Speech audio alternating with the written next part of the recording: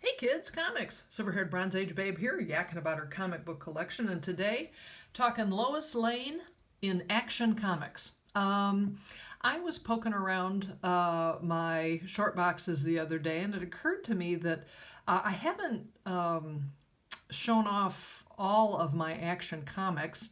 And there's a subset of those books that I didn't even realize that I had, which is Lois Lane on the cover of Action Comics, and in a prominent role. And so I don't have all of them, I don't think, but it is something, this this collector's probably going to start working on, so there you go. This is Action Comics number 206 from 1955. A Superman Marries Lois Lane book. This came to me as an A-OK from Scott, the classic comic collector, and because he is a fine and upstanding gentleman, and I will always thank him for this book.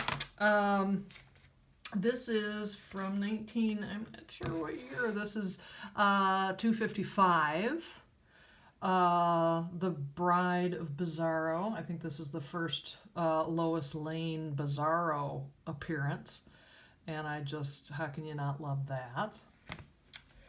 This book, I did a video on it. I think my second or third video that I did for this channel was about this book.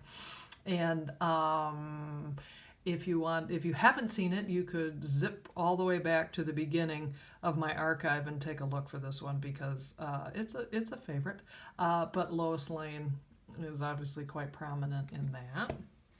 She's also has a starring role here in Action Comics number 270. There they are, the elders. Great. Here's a very famous Lois Lane image from Action Comics number 274.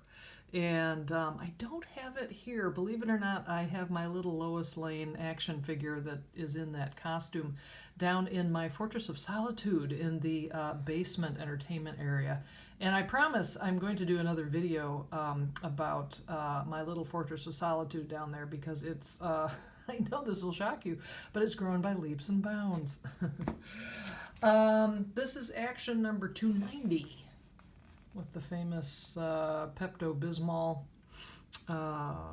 Superman there, but a very iconic depiction of Lois Lane as drawn by Kurt Schaffenberger. And everybody, I love me some Kurt Schaffenberger.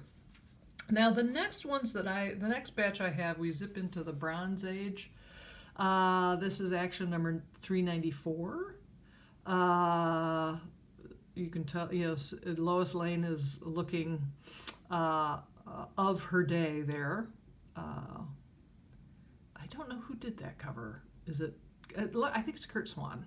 That's got to be Kurt Swan. One of my favorite Action comic books is this one, number 438. Lois, what happened to you? Why are you trying to kill me? I think I've talked about this book twice on my channel over the years.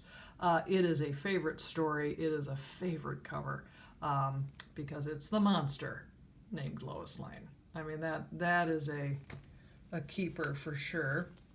Here's Action number 445. Kind of a nifty riff on that that famous Flash cover, I think. But I love it. It looks like Nick Cardy to me. And I just love the colors, and it's great. This is number 446. There's Lois Lane finding out, I know how he contacts Superman. It's like, yeah, imagine what's going to happen to you someday. But just, this is, these 25 centers, this is just so Bronze Age. And right in my wheelhouse. I'm sure a lot of you appreciate those. And then we jump ahead to number 476. And Vartox, one of, our favorite weirdo villains. But what strikes me about this cover, this is drawn by Kurt Schaffenberger. And he was super famous for doing Lois Lane in the 60s. I don't think he translates well to the 70s.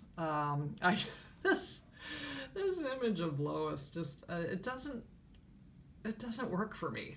I think in her own book, Bob Oxner and Werner Roth did a better job of portraying the Lois of the mid-70s. I don't know, it just I feel like Jimmy Olsen there, looking at it's like, oh my God, how did they draw her?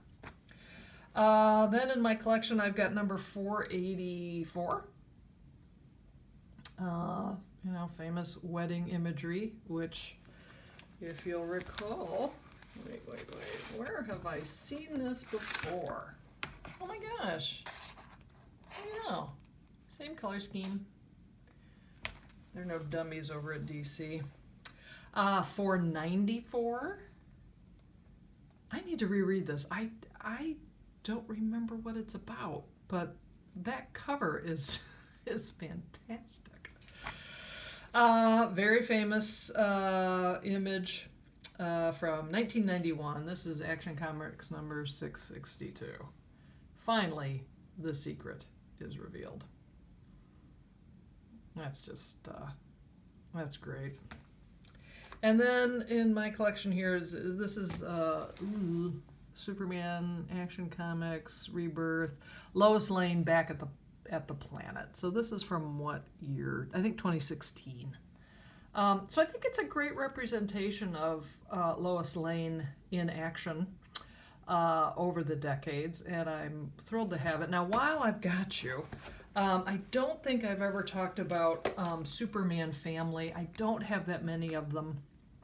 I didn't really... the only reason I have some is because they did feature Lois Lane. After Lois Lane's own book ended in 1974, so did the Jimmy Olsen, his own title, and Supergirl disappeared too, so they smushed them all into the Superman family. So you would have a cover story by each of them, on alternating months. This story, I think, I like the cover, and I like the story a lot. The rest of them, I don't know, just didn't really float my boat. The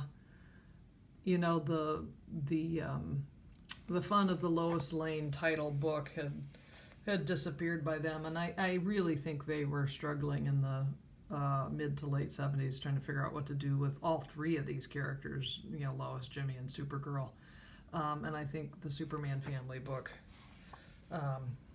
showed that. Although this... Come on, I love Lois Lane in a wedding dress, so of course I've got to have that. And now I'm doomed to spend the rest of my life married to a gnome.